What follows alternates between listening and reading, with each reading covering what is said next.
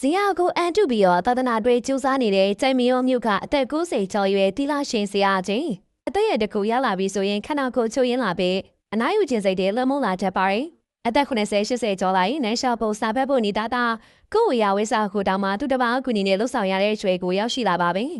ဒါပေမဲ့အသက်60ကျော်ရွယ်တီလာရှင်ဆရာကြီးတစ်ပါးဟာဗုဒ္ဓရဲ့ပါရိစာပေတွေကိုမမေ့မလျော့ချက်မှတ်ပြီးဆောင်မွေးလာရောက်ဖြစ်ဆိုနေပါတယ်ခီတီလာရှင်ဆရာကြီးဟာယခုလက်ရှိမှာအသက်60ကျော်ရွယ်ရှိနေပြီဖြစ်ပေမဲ့လည်းကျမ်းမာနေစေဖြစ်ပြီးစာပေတွေကိုဖတ်ရှုနိုင်မှသေးတယ်။ဆရာကြီးဟာမွန်တီနယ်ကျမ်းမျိုးမြို့မှာရှိတဲ့စန်နီကာယုံတီလာရှင်ကျောင်းမှာတရင်သုံးပြီးတော့အဲ့ကနေမော်လမြိုင်ကိုစာမွေးဝဲလာရောက်ဖြစ်ဆိုတာပါ။ဆရာကြီးလာဖြစ်တဲ့စာမွေးကသာသနာရေးဦးစီးခန္ဓာကနေကြီးမှုချင်းပါတယ်။ပါဠိပထမပြန်စာမေးဝဲကြီးဖြစ်ပါတယ်။ဒီစာမွေးကြီးမှာဆရာကြီးဟာဓမ္မစရိယပါဠိခုံလူတန်းကိုဝင်ရောက်ဖြစ်ဆိုနေပါတယ်။ပါဠိစာပေဟာလူမျိုးရေးတောင်မှအလို့ကျမ်းမှတ်ဖို့သဘောတရားတွေကိုနားလေသဘောပေါက်ဖို့ခက်ခဲတဲ့ဘာသာရပ်ပါဒီလိုခက်ခဲနေလာရင်ဓမ္မစရိယာအစဉ်ဗုဒ္ဓပါဠိစာပေတွေကိုအသက်60ကျော်ရွယ်အဖွားအိုတယောက်ပါနှလုံးသွင်းကျမ်းမှတ်ပြီးစာမေးဝဲလာဖြစ်ပြဖြစ်တဲ့ပြင်ဒီသိရွယ်ထီတဲ့မှညံကကောင်းနေပါတယ်ဆရာကြီးကငယ်စဉ်တွေကစာပေတွေကိုလေ့လာခဲ့သူဖြစ်လို့အစိုးရဓမ္မစီရဘွဲပြီးတကယ်ရ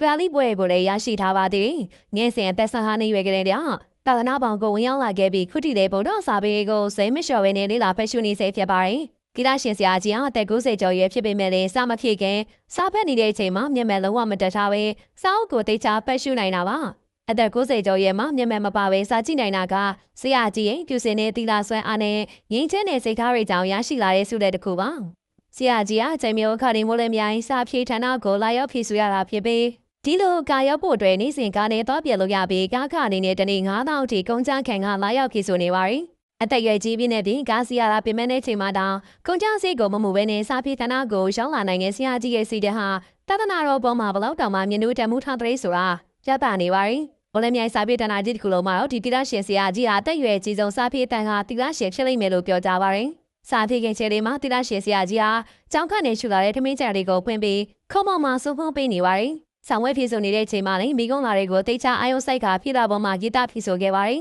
။အချို့တွေကဘဝမှာခက်ခဲတွေ့တဲ့အခါစာလေးနေနေကြရတဲ့အခါပင်ပန်းတဲ့အခါမလုံးနိုင်တော့ဘူးလို့ညီးတွားတဲ့ကြပါတယ်။ဒါပေမဲ့အသက်90ရွယ်တိရရှိကြီးတစ်ပါးကနေစဉ်ငွေကုန်ချခံပြီး